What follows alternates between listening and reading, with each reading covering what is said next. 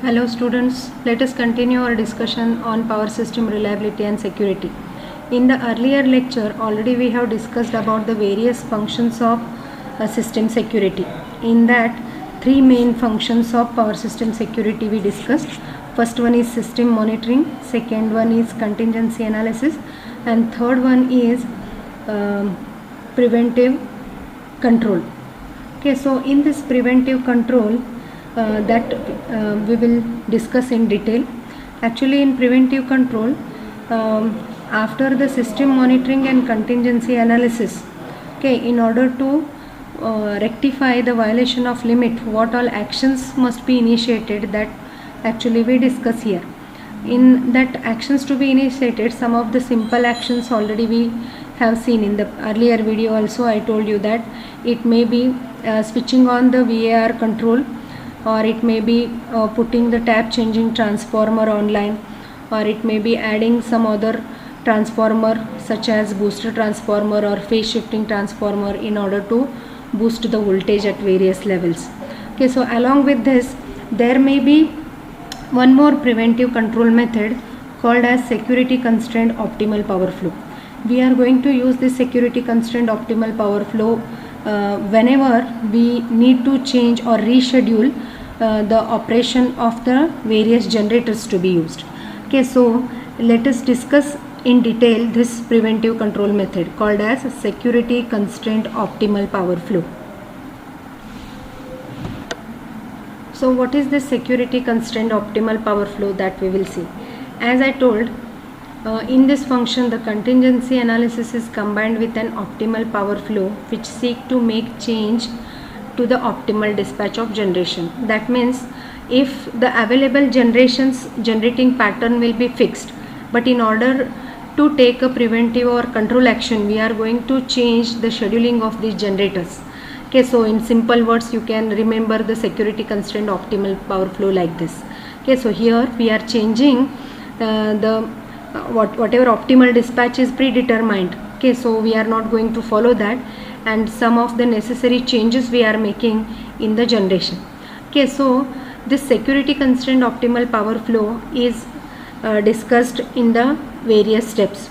Okay, the various steps here are: first step is the optimal dispatch, then post contingency,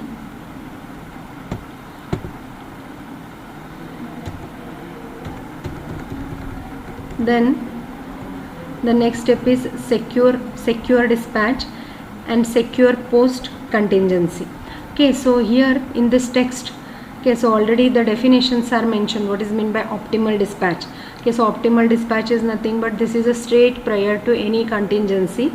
It is optimal with respect to economic dispatch but may not be secure. Means optimal dispatch is nothing but you can say that our system is operating in normal state. Okay, in simple words you can say that system is operating in normal state. Then post contingency. Post contingency means after the occurrence of contingency. So what is contingency? Contingency here is nothing but some of the disturbance. Okay, so post contingency is after the disturbance how the system behaves. Okay, so this is the state after the contingency. Assume that it has a security violation. So obviously once there is a fault, okay, or if there is any disturbance or contingency, in that case some of the limits of security will get violated. Then the third important step here is secure dispatch. So after the occurrence of disturbance, okay, so how we can maintain the system secure? Okay, so that we are going to see here in secure dispatch.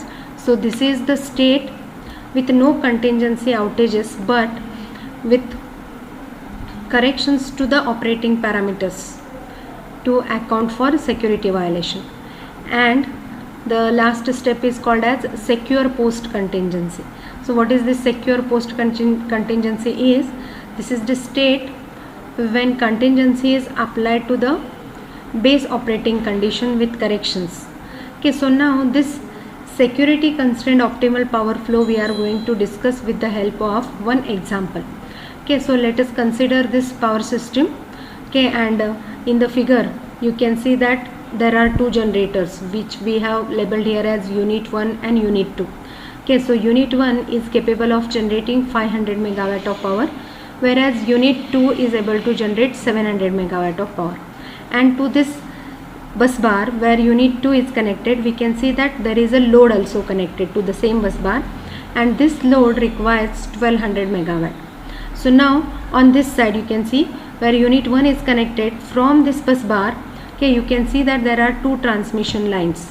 Okay, so this is a double line circuit, and this double line circuit, each transmission line is able to transfer 250 megawatt of power. Okay, so to this state we are calling as a optimal dispatch. Okay, means this is a normal operating state. How we can call it as a normal operating state? Our load requirement is 1200 megawatt, and that 1200 megawatt is met by two generators, unit 1 and unit 2. Okay, so 500 megawatt plus 700 megawatt, 1200 megawatt is been supplied. Okay, so our system is operating normally. Okay, so as per requirement the generators are generating, transmission line is transferring the power to the load, and our system is operating normally. Okay, so this state we refer as a optimal dispatch, first state in the security constraint optimal power flow. Okay, so here the system is in optimal dispatch. Okay, we have assumed that each circuit is a double circuit line and can carry maximum of 400 megawatt. Okay, so even though it is able to carry 400 megawatt at the max, we are transferring 250 megawatt on both the lines, but at the max both the lines are able to transfer 400 megawatt. Okay, so no loading problem in the base operating condition. So their maximum capacity is 400 megawatt and we have just loaded them 250 megawatt. So there is no load, overloading has not happened here. Okay, then now assume one of the two circuit has opened because of a failure. Okay, so now we can see that in the next figure. Okay, so suppose, okay, so this is the condition. Okay, so now what has happened? Okay, so here there is 400 megawatt generator, here there is unit 1, here there is unit 2, and what has happened? The first transmission line which was carrying 250 megawatt, it is opened. Okay, so due to some fault on this transmission line, we need to isolate this fault from the healthy portion, and for that purpose both the circuit breakers of this transmission line we have opened. Okay, so what we can see is this from unit number 1, okay, its capacity was generating 500 megawatt, and from this unit number 1, if we want to supply to this load, we have only one transmission line now. Okay, now what can we do in this condition is total load requirement is 1200 megawatt. Okay, so now we will make generator 1 or unit 1 to generate only 400 megawatt. Actually in the previous figure we have seen that it was generating 500 megawatt. Okay, so here you can see it was generating 500 megawatt and unit 2 was generating 700 megawatt, but here we have changed the scheduling. Okay, and what we have done, unit 1 we have made to generate only 400 megawatt, so that we can see in the second figure. Okay, so here we have made this unit number 1 to generate only 400 megawatt, and unit number 2, instead of generating 700, the remaining power requirement must be met by unit 2 now. Okay, so this 400 plus 800 is 1200 the load requirement. So now we have rescheduled our generators and we are making our system, okay, to fulfill the load requirement. Now how about transmission lines? Okay, so just now in the earlier figure we have seen that both the transmission lines are able to carry 400 megawatt of maximum power. So now that its maximum capacity we will utilize, first transmission line is out of service, so from the second transmission line we will transfer this whole 400 megawatt to the load. Okay, so now we have used the second transmission line to its maximum extent, so it is fully loaded now. Okay, and in this case now, okay, so here we can go through the description what we have given here, explanation. Okay, so now there is a failure of one of the transmission line, and then what is happening now? If the same contingency analysis is done, the post contingency condition is, so after the contingency. Okay, so after the occurrence of disturbance, this is the condition. Okay, and this is how we are trying to manage our load. Then what happens is, after some time, okay, whatever fault was there on the transmission line 1, okay, so that fault gets rectified, and once again you can see that this first transmission line is once again in service. We can utilize that transmission line. So this condition we are calling as a secure post contingency state. So whatever 400 megawatt unit number 1 is generating now, so that we can transfer on both these transmission lines, 200 megawatt each, and from unit 1 we can get 400 megawatt supplying this load. So like this we can reschedule our generators, and we can just tackle the problem of failure of one of the transmission line. So this is called as a security correction.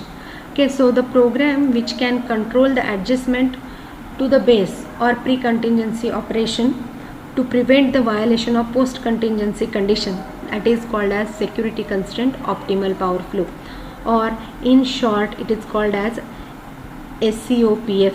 Okay, so this is nothing but SCOPF. This program can take account of many contingencies and calculate the adjustment to generate megawatt, generator voltage and transformer tap, etc. Okay, so this is all about the security constraint optimal power flow. Okay, so let us stop our discussions here. In the next video we will be discussing about contingency analysis in detail.